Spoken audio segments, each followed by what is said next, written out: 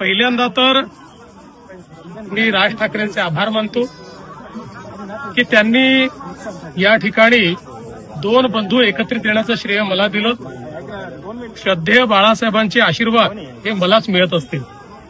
पण मला असं सांगण्यात आलं होतं की विजय मेळावा होणार आहे, पण त्या ठिकाणी रुदालीचं भाषण देखील झालं आणि मराठीबद्दल एक शब्द न बोलता आमचं सरकार गेलं, आमचं सरकार पडलं, आम्हाला सरकारमध्ये द्या, आम्हालाच निवडून द्या.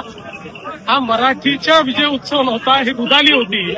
त्या रुदालीचं दर्शन ते त्या ठिकाणी आपण घेतलेलं आहे. मुळात त्यांना असूया आहे की 25 वर्ष महानगरपालिका त्यांच्याकडे असताना दाखवण्यालायक ते काहीच काम करू शकले नाही.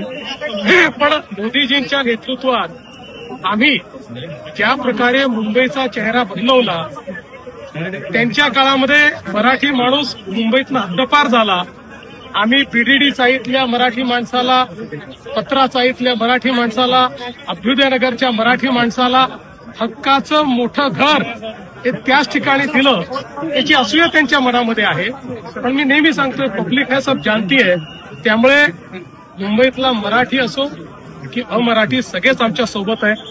आम्ही मराठी आहोत, आम्हाला मराठी असण्याचा अभिमान आहे, मराठी भाषेचा अभिमान आहे.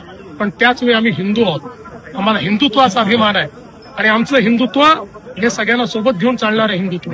साहेब, यावेळेस काँग्रेसचे कोणते नेते त्या ठिकाणी उपस्थित कारच बोललो त्याच्यावर.